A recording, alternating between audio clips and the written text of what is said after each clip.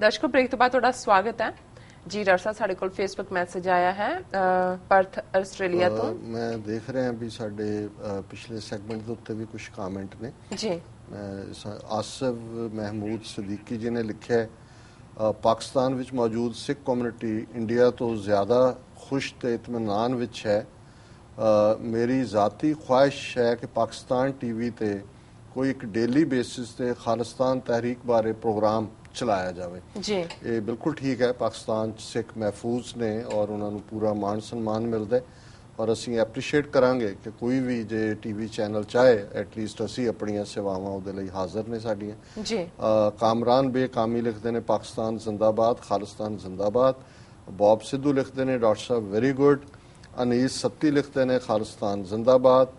आसिफ महमूद सदीकी लिखते हैं मुजीबुर रहमान शामी ਹਨ ਡਾਕਟਰ ਸਾਹਿਬ ਕੰਟਰੀ ਸ਼ਾਮ ਸੀਰੀਆ ਨਾਲ ਰਿਲੇਟਡ ਨਾਮ ਹੈ। ਬਿਲਕੁਲ ਠੀਕ ਹੈ ਜੀ। ਪਿਛੋਕੜ ਜਿਹੜਾ ਪਹਿਲਾਂ ਸਾਡੇ ਪੰਜਾਬੀ ਚ ਵੀ ਉਸ ਪਾਸੇ ਸ਼ਾਮ ਹੀ ਕਹਿੰਦੇ ਸੀ ਸੀਰੀਆ ਦੀ ਉਸ ਬੈਲਟ ਨੂੰ। ਜੀ ਡਾਕਟਰ ਸਾਹਿਬ ਫੇਸਬੁੱਕ ਮੈਸੇਜ ਆਏਗਾ ਸਾਡੇ ਕੋਲ ਅਮਨਜੀਤ ਸਿੰਘ ਜੀ ਦਾ ਪਰਥ ਆਸਟ੍ਰੇਲੀਆ ਤੋਂ। ਇਹ ਲਿਖਦੇ ਹਨ ਜਦ ਤੋਤਾ ਗਿਆ ਉਸ ਦੀ ਤੋਤੇ ਖਾਨੀ ਹੋਈ ਆਪਾਂ ਨਾਲ ਸੀ ਦਬ ਵੀਡੀਓ ਫੋਟੋਆਂ ਸ਼ੇਅਰ ਕੀਤੀਆਂ ਆ ਦੇਖ ਲਓ ਲੋਕੋ। ਫਿਰ ਮੋਦੀ ਗਿਆ ਵਿਰੋਧ ਹੋਇਆ ਆਪਾਂ ਚੱਕ ਕੇ ਸ਼ੇਅਰ ਕੀਤਾ ਆ ਦੇਖ ਲੋ ਲੋਕੋ। ਫਿਰ ਕੈਪਟਨ ਗਿਆ ਉਸ ਦਾ ਵਿਰੋਧ ਆਪਾਂ ਨਾਲ ਫੁੱਲ ਬਟਾ ਫੁੱਲ ਕੀਤਾ ਆ ਦੇਖ ਲੋ ਲੋਕੋ। ਲੋਕ ਕਿੰਨੀ ਕਦਰ ਇਹਨਾਂ ਦੀ ਆ। ਸਾਰਾ ਵਿਰੋਧ ਸਿੱਖ ਫॉर ਜਸਟਿਸ ਵੱਲੋਂ ਸੀ। ਉਹੀ ਭਾਈ ਪੰਮੇ ਨੂੰ ਇੰਟਰਪੋਲ ਤੋਂ ਬਚਾ ਕੇ ਲੈ ਕੇ ਗਏ ਸੀ ਆਪਾਂ ਨਾਲ ਸੀ ਪੂਰੇ ਛਾਤੀਆਂ ਚੋੜੀਆਂ ਕਰਕੇ। ਫੇਸਬੁੱਕ ਤੇ ਇੰਨਾ ਲਾਹਾ ਲਿਆ ਪੁੱਛੋ ਨਾ। ਲੱਗੇ ਸਿੱਖ ਫॉर ਜਸਟਿਸ ਵਾਲੇ ਰਹੇ ਅਸੀਂ ਵੀਡੀਓ ਸ਼ੇਅਰ ਕਰਕੇ ਸਿੱਖੀ ਠੇਕੇਦਾਰ ਬਣ ਗਏ। ਪਰ ਸਭ ਠੀਕ ਆ ਪਰ ਸਾਡੀ ਘੁੱਗੀ ਕਿਉਂ ਫੜੀ। ਧਿਆਨ ਨਾਲ ਜਿਹੜੇ ਅੱਜ ਸਿੱਖ ਫॉर ਜਸਟਿਸ ਦਾ ਵਿਰੋਧ ਕਰਦੇ ਰਹੇ ਆ ਕੱਲ ਨੂੰ ਇਹਨਾਂ ਚੋਂ ਵਿਦੇਸ਼ਾਂ 'ਚ ਨਵੀਆਂ ਕੈਟਾਂ ਜੰਮਣੀਆਂ ਕਲੋਲ। ਜਦ ਬਾਕੀਆਂ ਦਾ ਵਿਰੋਧ ਕਰਦੇ ਸੀ ਕਿ ਉਦੋਂ ਸੁੱਤੇ ਸੀ ਪੈਗ ਲਗਾ ਕੇ ਅੱਜ ਹੀ ਕਿਉਂ ਗਲਤ ਲੱਗੇ ਸਾਡੀ ਘੁੱਗੀ ਕਿਉਂ ਫੜੀ ਆ। ਜੀ ਡਾਕਟਰ ਸਾਹਿਬ। ਅਮਨਜੀਤ ਸਿੰਘ ਜੀ ਦਾ ਸ਼ੁਕਰੀਆ। ਪਰਥ ਆਸਟ੍ਰੇਲੀਆ ਤੋਂ ਉਹਨਾਂ ਨੇ ਲਿਖਿਆ।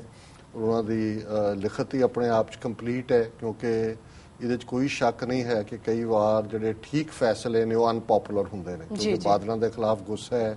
ਇੱਥੇ ਵੀ ਆਮ ਆਦਮੀ ਪਾਰਟੀ ਦੇ ਹਮਾਇਤੀ ਭਾਵੇਂ ਉਹ ਪੰਥਕ ਨੇ ਕੁਝ ਸੋਚਦੇ ਨੇ ਕਿ ਜੀ ਬਾਦਲਾਂ ਨੂੰ ਢਾਣ ਲਈ ਜ਼ਰੂਰੀ ਹੈ ਤੇ ਸਿੱਖ ਫॉर ਜਸਟਿਸ ਨੇ ਜਿਵੇਂ ਉਹਨਾਂ ਨੇ ਸਾਰੇ ਕੇਸ ਕਿਹਾ ਵੀ ਬਾਦਲਾਂ ਤੇ ਅਮਰਿੰਦਰ ਤੇ ਔਰ ਭਾਈ ਪੰਮੇ ਨੂੰ ਲਿਆਂਦਾ ਪੁਰਤਗਾਲ ਨੂੰ ਐਪਰੀਸ਼ੀਏਟ ਕਰਦੇ ਸੀ। ਹੁਣ ਮੈਨੂੰ ਦੱਸ ਰਹੇ ਸੀ ਹੋਰ ਵੀ ਸੱਜਣ ਕਿ ਸਿੱਖ ਫॉर ਜਸਟਿਸ ਦਾ ਕਾਫੀ ਨੈਗੇਸ਼ਨ ਕ੍ਰਿਟਿਸਿਜ਼ਮ ਹੋ ਰਿਹਾ। ਕੁਛ ਨੇ ਕਿਹਾ ਜੇ ਅਸੀਂ ਫੰਡਿੰਗ ਨਹੀਂ ਕਰਾਂਗੇ ਜਾਂ ਦੂਜਾ ਪਰ ਮੈਂ ਸਮਝਦਾ ਮੈਂ ਇਨ ਦਾ ਐਂਡ ਜਿਹੜੀ ਚੀਜ਼ ਠੀਕ ਹੁੰਦੀ ਹੈ ਉਹ ਠੀਕ ਹੁੰਦੀ ਹੈ ਔਰ ਅਲਟੀਮੇਟਲੀ ਜਿਹੜਾ ਇਹ ਲਾਈਨ ਹੈ ਕਿ ਭਾਈ ਅਸੀਂ ਖਾਲਿਸਤਾਨ ਸਾਡਾ ਉੱਥੇ ਮੁੱਦਾ 2020 ਰਾਈਟ ਟੂ ਸੈਲਫ ਡਿਟਰਮੀਨੇਸ਼ਨ ਔਰ ਇਸ ਦੇ ਉੱਤੇ ਸਟਿਕ ਕਰਨਾ ਔਰ ਇਹ ਜਿਹੜੀ ਪਪੂਲਰ ਕਈ ਵਾਰੀ ਵੇਵਸ ਹੁੰਦੀਆਂ ਨੇ ਇਹ ਕੋਈ ਜ਼ਰੂਰੀ ਨਹੀਂ ਹੁੰਦੀਆਂ ਵੀ ਕਰੈਕਟ ਹੋਣ ਔਰ ਉਹਨਾਂ ਨੇ ਸਿੱਖ ਫॉर ਜਸਟਿਸ ਦੇ ਹੱਕ 'ਚ ਹਾਂ ਦਾ ਨਾਰਾ ਮਾਰਿਆ। ਜੀ ਡਾਕਟਰ ਸਾਹਿਬ ਬਿਲਕੁਲ।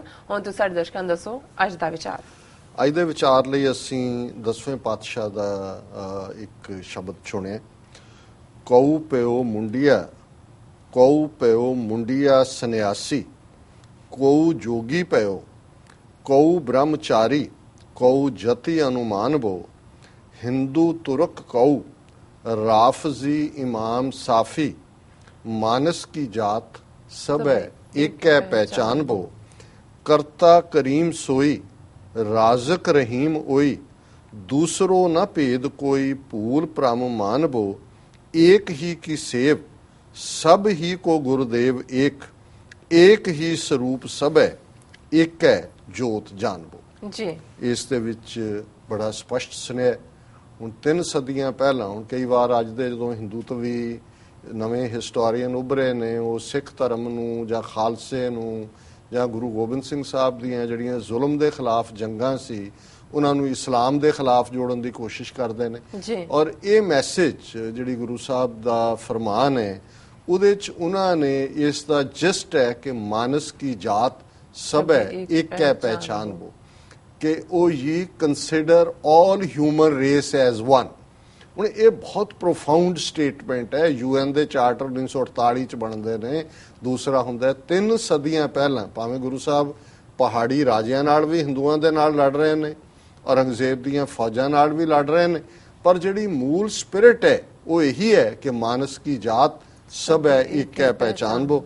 ਔਰ ਗੁਰੂ ਸਾਹਿਬ ਨੇ ਕਿਹਾ ਵੀ ਕੋਈ ਸਿਰ ਮੁਨਾ ਆ ਕੇ ਸੰਨਿਆਸੀ ਬਣਿਆ ਹੋਇਆ, ਮੁੰਡਿਆ ਸੰਨਿਆਸੀ, ਕੋਈ ਘਰ-ਬਾਰ ਛੱਡ ਕੇ ਜੋਗੀ ਬਣਿਆ ਹੋਇਆ, ਕੋਈ ਬ੍ਰਹਮਚਾਰੀ ਹੈ ਕਿ ਜੀ ਮੈਂ ਵਿਆਹ ਹੀ ਨਹੀਂ ਕਰਨਾ, ਮੈਂ ਸਾਰੀ ਜ਼ਿੰਦਗੀ ਸੈਲੀਬੇਸੀ 'ਚ ਗੁਜ਼ਾਰਨੀ ਹੈ, ਕੋਈ ਜਤੀ ਅਨੁਮਾਨ ਬੋ, ਕੋਈ ਕਹਿੰਦਾ ਵੀ ਕਿਉਂਕਿ ਮੈਂ ਬ੍ਰਹਮਚਾਰੀ ਹਾਂ ਇਸ ਲਈ ਜੱਤ ਦਾ ਠੇਕਾ ਮੈਂ ਲਿਆ ਹੋਇਆ, ਬਾਕੀ ਗ੍ਰਸਤ ਵਾਲੇ ਜਿਹੜੇ ਸਾਰੇ ਨੇ ਉਹ ਘਟੀਆ ਨੇ।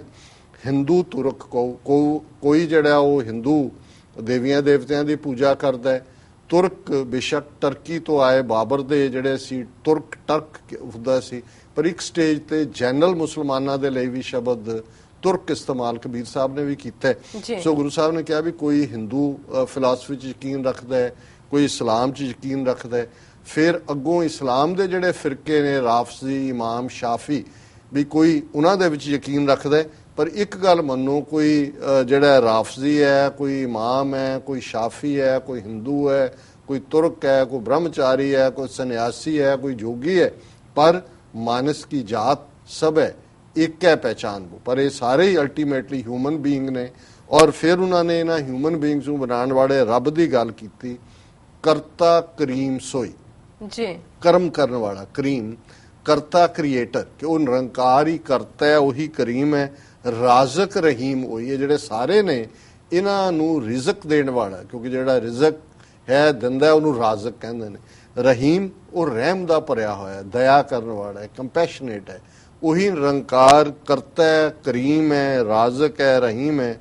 ਦੂਸਰੋ ਨਾ ਭੇਦ ਕੋਈ ਭੂਲ ਭ੍ਰਮ ਮਾਨਵੋ, ਕਿਤੇ ਭੁੱਲ ਕੇ ਵੀ ਇਸ ਡਾਊਟ 'ਚ ਨਾ ਰਹਿਣਾ, ਇਸ ਦੁਬਿਧਾ 'ਚ ਨਾ ਰਹਿਣਾ। ਰੱਬ ਕਿਸੇ ਨਾਲ ਦੋ ਜਾਗੀ ਨਹੀਂ ਕਰਦਾ, ਕਿਸੇ ਦੇ ਨਾਲ ਉਹ ਪ੍ਰੈਜੁਡਿਸਟ ਨਹੀਂ ਹੈ, ਵਿਤਕਰਾ ਨਹੀਂ ਕਰਦਾ।